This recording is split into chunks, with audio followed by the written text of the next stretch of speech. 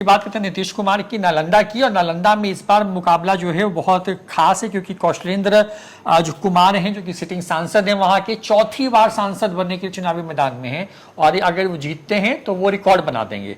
2009 से लगातार सांसद हैं। और दूसरी तरफ संदीप सौरभ हैं, जो कि CPI-ML के विधायक हैं, वहां पे बड़े मुखर तौर पे सरकार की नीतियों के खिलाफ बोलते रहे हैं और वो चुनाव लड़ रहे हैं। माले के खाते में नालंदा की सीट भी गई है और वहां से वो चुनाव लड़ रहे हैं। बड़ी बात यह है कि नालंदा, क्योंकि नीतीश कुमार क्योंकि नालंदा के हैं, कई बार आरोप लगता रहा है सार्वजनिक मंचों पर, विपक्ष कहता रहा कि नीतीश कुमार का बस चले तो सब कुछ नालंदा में ही शिफ्ट करवा दे, इस तरह की बातें कहते रहे।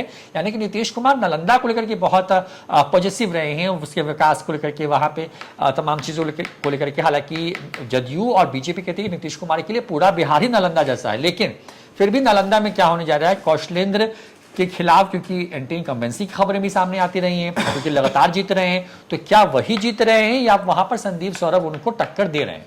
देखिए, मतलब कि जब से नीतीश कुमार की एंट्री इस नालंदा क्षेत्र में पॉलिटिकल तौर पर हुई है, तब से कोई दूसरा यहाँ से जीत पाया ही नहीं है। ठीक है, शुरुआत हम कर लेते हैं कि क्या इस बार कुछ होने जा रहा है खेल, क्योंकि प्रयोग महागठबंधन की तरफ से भी इस बार किया गया है।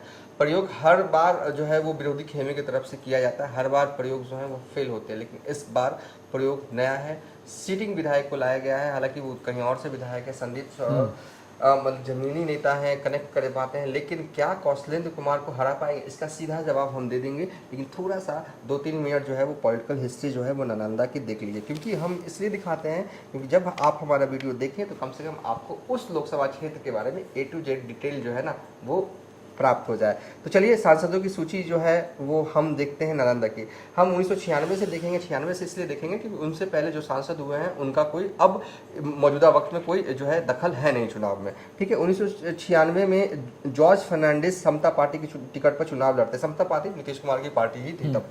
1998 के चुनाव में भी जॉर्ज फर्नांडिस जो है वो सांसद यहाँ से बनते हैं। 1999 में भी जॉर्ज फर्नांडिस जो है वो जेडीयू के टिकट पर चुनाव लड़ते हैं और जीतते हैं। और 2004 में जेडीयू के टिकट पर चुनाव लड़ते हैं नीतीश कुमार और जीतते हैं। 2004 में नीतीश कुमार जो है वो 2 सीट से चुनाव लड़ते हैं। तब 12 लोकसभा चुनाव सीट भी हुआ करती थी। तब विजय कृष्ण आरजेडी के उनसे हार गए थे और 1 सीट से वो नीतीश कुमार जो है नालंदा वाली सीट से वो जीत गए थे। उसके बाद 2006 में चुनाव भी हुआ था यहाँ पर, क्योंकि 2005 में मुख्यमंत्री बन गए थे नीतीश कुमार, तो राम स्वरूप प्रसाद जो है वो जदयू के सांसद बने थे।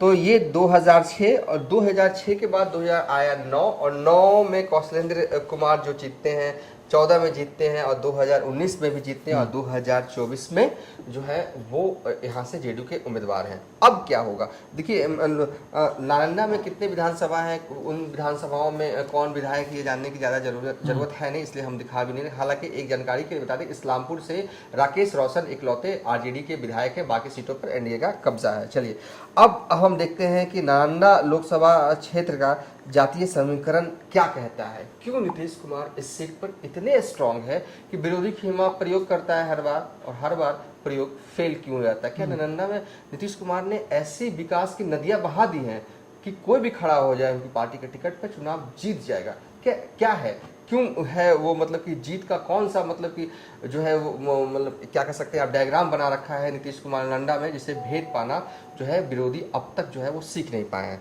समझिए। और इस जो है इसका राज छुपा है वहाँ के जातीय समीकरण में। आखिर क्यों नीतीश कुमार की पार्टी जेडीयू हर बार नालंदा जीतती है? एक तो नीतीश कुमार का गृह जिला कहा जाता है नालंदा, ठीक है। कुर्मी यहाँ पर है जो 4.5 लाख उनकी आबादी है नालंदा लोकसभा क्षेत्र में। यादव 3,35,000 है, मुस्लिम 2 लाख है, बनिया 1,85,000 है, पासवान 1,35,000 है, कुशवाहा 1 लाख है, और उसके अलावा स्वर्ण मतदाता भी यहाँ पर अच्छी खासी उनकी आबादी भी राजपूत, भूमियार और ब्राह्मण को भी मिला दे तो 1 लाख के आसपास वहाँ पर आती है। कुर्मी, चूंकि खुद कुर्मी 4.5 लाख, एक जाति इतने अमाउंट में किसी लोकसभा क्षेत्र में, चाहे आप किसी राजपूत को बहुल क्षेत्र में जाइए, चाहे ब्राह्मण बहुल क्षेत्र में जाइए, चाहे आप भूमियार बहुल क्षेत्र में जाइए, इतने बड़ा चंक पूरे बिहार में नहीं है एक जाति का जितना नालंदा में कुर्मी जाति का है, और 4,50,000। और खुद नीतीश कुमार इस जाति से आते हैं रोहित जी, तो कुर्मी तो भाई ऐसे कहा जाता है कि जहां नीतीश कुमार वहां कुर्मी खड़ा है, ठीक है। यही है जीत, और यही सी की वजह से कोई भी मतलब जेडीयू जीतती रही है, ठीक है।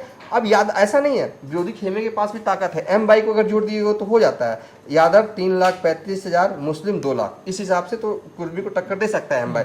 लेकिन यहाँ कुर्मी फिर कुशवाहा जुड़ जाता है, बनिया जुड़ जाता है, 1,85,000 मान लीजिए, यही 2 लाख हो जाता है। ये तो हार्डकोर वोटर है ना बीजेपी का, तो ये सब स्वर्ण मतदाता क्या करेगा? स्वर्ण मतदाता भी 1 लाख है, कुशवाहा 1 लाख है, पासवान मान लीजिए कुछ तोड़ लिया आपने तो तोड़ लिया, लेकिन फिर भी तो सारे समीकरण कल भी नीतीश कुमार के साथ थे नालंदा में, आज भी जातीय समीकरण जो है वो नीतीश कुमार के साथ है। किसी भी लिहाज से देख लीजिए तो ये सीट स्ट्रॉन्ग जोन 2024 में भी, स्ट्रॉन्ग जोन नहीं, बहुत बहुत बहुत स्ट्रॉन्ग जोन नीतीश कुमार की पार्टी के लिए है।